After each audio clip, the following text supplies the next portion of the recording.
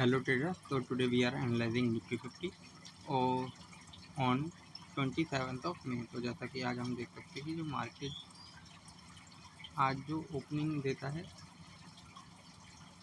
ये इसकी opening candle बनती है। ये ओपनिंग होती है 23,880 के लेवल पे। 23,880 के लेवल पे मार्केट ओपन होती है। फिर इसके बाद मार्केट 24,000 के लेवल को टच करने की कोशिश करती है और अपना हाई पॉइंट टच करती है 24,383 का लगभग 11:30 बजे करीब। उसके बाद वहाँ से गिरावट आ जाती है और मार्केट 2:30 बजे करीब अपना लो बनाने की कोशिश करती है जो कि 23,885 का होता है। उसके बाद वहाँ से हल्की सी रिकवरी के साथ मार्केट 23,920 पे क्लोज होता है। तो अगर मैं ऑल ओवर देखूँ 23,920 पे क्लोज होता है। तो आप ओपनिंग और हाई के अंदर देखें तो माइनर सा पॉइंट है। और कल के अगर इसको डेली बेस पे ले जाके देखें तो मार्केट कल से ओनली 6 पॉइंट ही डाउन है। तो जैसा कि आप देखिए 24,000 के ऊपर एक रेजिस्टेंस हमें यहाँ पे दिखने को मिल रहा है। तो बट मेरा आज के दिन का जो प्रेडिक्शन था कि मार्केट 24,000 के ऊपर बंद होना चाहिए था। तो मे बी उसका लॉजिक ये हो सकता है कि जैसे कि 28 को मार्केट बंद है तो कोई भी अपनी पोजीशन को लॉन्ग नहीं करना चाहता था, क्योंकि वीक के अंदर क्या हो जाए, एक दिन के अंदर 2 दिन के अंदर, और फिर फ्राइडे जैसे कि कल थर्सडे है और फ्राइडे के लिए कोई पोजीशन होल्ड नहीं करना चाहता, फिर सैटरडे संडे। तो एक तरीके से देखा जाए तो बड़े ट्रेडर्स के लिए एक लॉन्ग वीकेंड की तरह देखा जाता था। मंडे के अंदर प्रोडिक्शन लेना चाहिए कि इस लेवल के ऊपर के लिए बाइंग आ सकती है। बट अगर आप मिड कैप के अंदर जाएंगे तो वहाँ पे एक अच्छी बाइंग देखने को मिल रही थी। और कुछ जो मेरे स्टॉक थे जो कि मैंने कल के वीडियो में पहले आपसे डिस्कस किए थे वो आज काफ़ी अच्छी रैली कर रहे थे। जिसमें सबसे पहला जो स्टॉक मैं आपको बताऊं जो आज के दिन काफ़ी अच्छा चल रहा था वो था Adani total gas.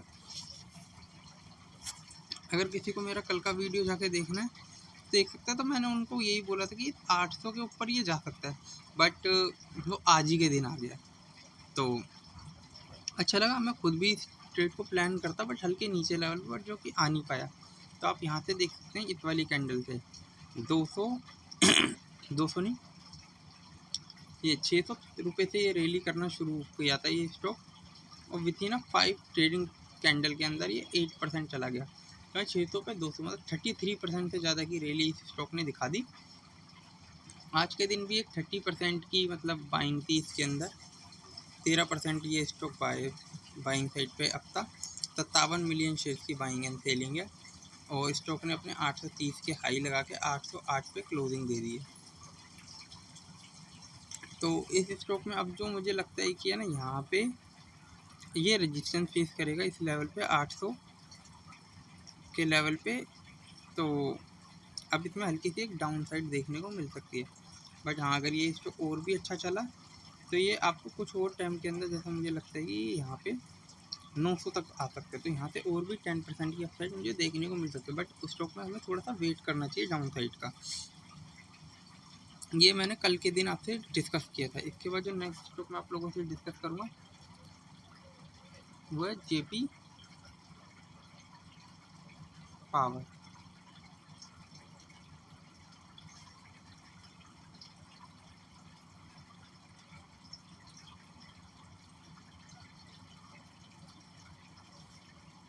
Network issue की वजह से थोड़ा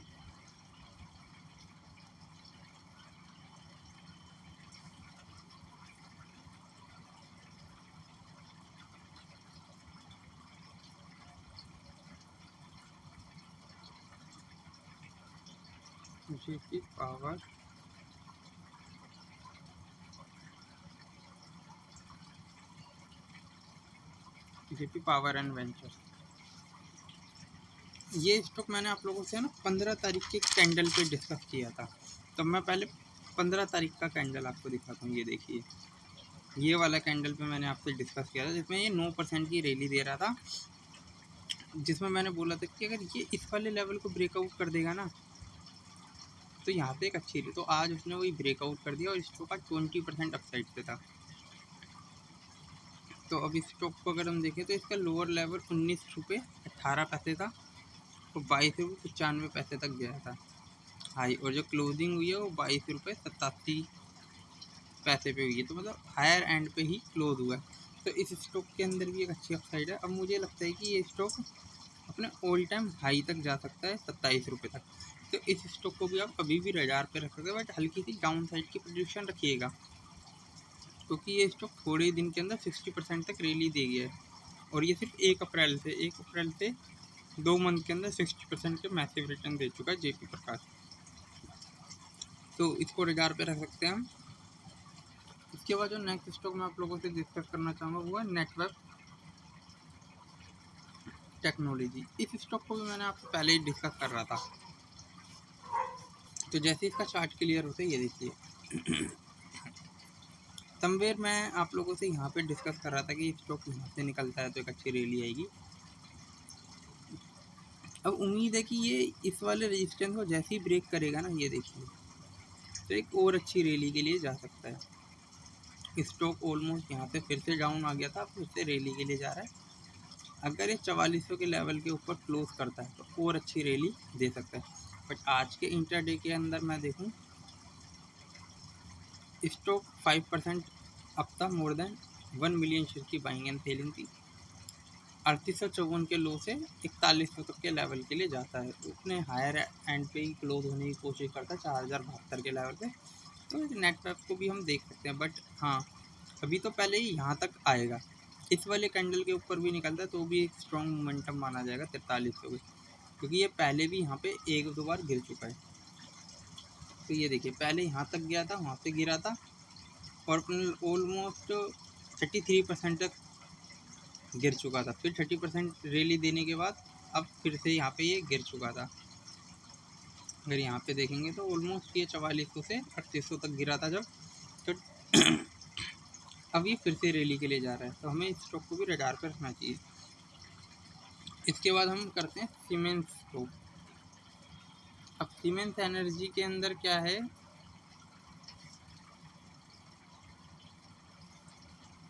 सीमेंस एनर्जी को भी हमने थोड़े दिन पहले डिस्कस किया था। लगभग अगर मैं देखूं तो 20 तारीख को मैंने आप लोगों से यहाँ पे डिस्कस किया था। ये 20 तारीख के कैंडल पे जब इसने 9% की रैली दी थी। आज सिंपल वही देखेंगे कि आज ये फिर से 8% अप था। किसी ने अगले दिन ही ओपनिंग लेवल पे लेने की कोशिश करी होती, या फिर अगर कल के दिन भी उसी लेवल पे जब ये स्टॉक टैप किया था 3452 के लेवल पे, तो आज ये 3800 तक गया था, 3821 तक गया। ये मतलब 9% की रैली थी फिर। तो इस स्टॉक को भी हम रडार पे रख सकते हैं, और मुझे लगता है कि इस स्टॉक में और भी अच्छा पोटेंशियल देखने को मिल रहा है। अपने हायर एंड की तरफ स्टॉक निकल रहा है। अगर मैं इसको यहाँ पे देखूँ और स्टॉक के अंदर एक ये फॉर्मेटिंग टाइप का कप विथ हैंडल पैटर्न देखो, तो पहले जो इसके लेवल बनते हैं वो 3700 3800 तक के थे जो आ गए हैं। बट इस डेप्थ को अगर मैं देखूँ तो यहाँ पे 5000 तक के लेवल देखने को मिलते हैं, बट उस लेवल को आने में टाइम लगेगा। तो इस स्टॉक को भी आप रडार पे रख सकते हैं। इसके बाद जो नेक्स्ट स्टॉक मैं आप लोगों से डिस्कस करना चाहूँगा ना, वो है एक्साइड इंडस्ट्री। एक्साइड भी मैं आप लोगों से कल ही के वीडियो में ही डिस्कस किया था 26 तारीख के, कि यहाँ पे जो कैंडल बनी थी ना, तो मेरा तो रेजिस्टेंस ही ये था। आज इसने रेजिस्टेंस को ब्रेकआउट कर दिया, तो अब ये और 450 तक के लेवल पे जाएगा, बट धीरे धीरे जाएगा। तो इसमें यानी अगर हम देखें, क्योंकि जो क्रूड ऑयल का जो प्राइस बढ़ रहा है, तो उसमें ईवी मेकर्स, बैटरी कंपनियों को बेनिफिट हो सकता है। क्योंकि पेट्रोल के बढ़ते दाम पे बंदा सोचेगा कि हम ईवी की गाड़ियाँ ले लें, और ईवी के अंदर डिमांड आती है, तो ये बैटरी बनाने वाली कंपनियों को फ़ायदा हो सकता है। और आपको पता ही है कि कार वगैरह में बैटरी चेंज होती ही रहती है, तो इस वजह से मुझे और भी अच्छा पोटेंशियल दिखता है। तो इस स्टॉक को जैसे मैंने कल के यहाँ पे कैंडल पे डिस्कस किया था, आज फिर से देखें तो और अच्छी रैली है। यहाँ पे तो वॉल्यूम 7 मिलियन शेयर का, आज के दिन 24 मिलियन शेयर का है, और स्टॉक 400 के लेवल को टच करने की कोशिश करते हैं, और 400 ब्रेकआउट करता है तो 450 तक ये जा सकता है। तो इस स्टॉक को भी रडार पे रख सकते हैं। जैसे कि मैंने आपको कल से भी कहा था कि मेरे को यहीं पे एक रजिस्टेंस देखने को मिल रहा है, बट स्टॉक में अब जो रजिस्टेंस आएगा वो यहाँ पे देखने को मिलेगा 427 440 के लेवल पे। तो एक्साइड को फिर से हम रडार पे रख सकते हैं। बट इस स्टॉक में जितनी रैली अभी आ गई है ना, कुछ ही टाइम के अंदर स्टॉक मतलब 15 से 16% तक रैली दे चुका है। तो उम्मीद है कि हल्की सी डाउन साइड है, तो इसको पिक करना चाहिए। इसके बाद हम चलते हैं एक और स्टॉक पे, फिनोलेक्स इंडस्ट्री। ये स्टॉक मैंने आप लोगों को बहुत पहले कभी डिस्कस किया होगा समवेयर किसी कैंडल पे, अब मुझको याद नहीं है। तो इस स्टॉक में हम देखेंगे तो ये देखिए, ये यहाँ पे लगातार इसमें बाइंग आ रही थी। यहाँ पे 19 मई के कैंडल पे किसी ने बाइंग करी, फिर किसी ने बाइंग करी 20 तारीख को, फिर 21 तारीख को, फिर 22 तारीख, फिर 25 तारीख।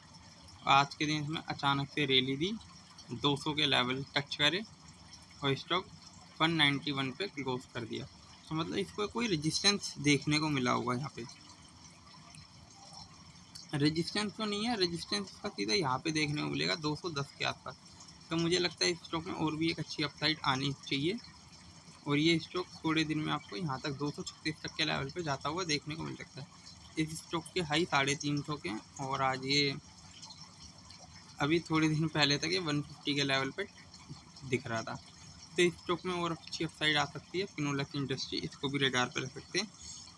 और इसके बाद जो नेक्स्ट स्टॉक मैं आप लोगों से डिस्कस करूँगा वो कोफीड एंटरप्राइजेज है। अगर आप इस स्टॉक को भी अगर आप देखें तो ये स्टॉक मतलब मुझे थोड़ा सा ठीक लगता है और मुझे लगता है कि इसने अपना ये ब्रेकआउट दे दिया है और ये अपने अगले लेवल 34 रुपये या 36 रुपये तक जाने का पोटेंशियल लगता है। तो इस स्टॉक को भी रडार पे रखना चाहिए। अगर आप आज के दिन के कैंडल के अंदर देखो 44 मिलियन शेयर की बाइंग एंड सेलिंग थी। इंट्राडे के अंदर स्टॉक ऑलमोस्ट 16% तक अब गया था और अपने 30 रुपये 64 पैसे की हाई लगाने के बाद 28 रुपये 99 पैसे पे क्लोज हुआ है और स्टॉक में अच्छा मूवमेंट देखने को मिल सकता है। ये स्टॉक का ना पोटेंशियल अच्छा है, अच्छी कंपनी है और कैफे कॉफी है, बट इतना अभी प्रचलन में नहीं है। बट ये स्टॉक पे इसका चार्ट देखोगे ना तो आपको पता लगेगा ये स्टॉक क्या मैसिव प्राइस पे एक टाइम पे ट्रेड करता था। इस स्टॉक के अंदर के जो लेवल है ना, अगर वो आप देखोगे तो वो ऑलमोस्ट, अगर आप इसको देखने जाओ तो ये स्टॉक 400 रुपये तक पे ट्रेड करता था इस टाइम पे। आज 400 का स्टॉक गिरते गिरते 20-30 रुपये पे आ गया। तो इसमें पोटेंशियल अच्छा है। इस स्टॉक को आप एनालाइज कर सकते हो। भाई शॉर्ट टर्म के लिए देखें तो मुझे इसमें 50 रुपये तक के लेवल आते हुए देखने को मिल सकते हैं। तो इस स्टॉक को आप रडार पे रख सकते हैं। अगर मैं इसको आज ही के लेवल से देखूँगा 50 तक, 70% की अपसाइड है अगर हम 50 रुपये तक भी जाते हैं तो इस स्टॉक को भी आप रडार पे रख सकते हैं। तो गाइस जो जैसे कि कल तो ईद के चक्कर में कल के दिन मार्केट बंद है और फ्राइडे को जब मार्केट ओपन होगा तो इन स्टॉक में एक तेज़ी आ सकती है। ये कोई बाइंग और सेलिंग रिकमेंडेशन है, only for study purpose I am discussing with you, जिनके अंदर अच्छा मोमेंटम है और जो स्ट्रॉन्ग दिख रहे हैं।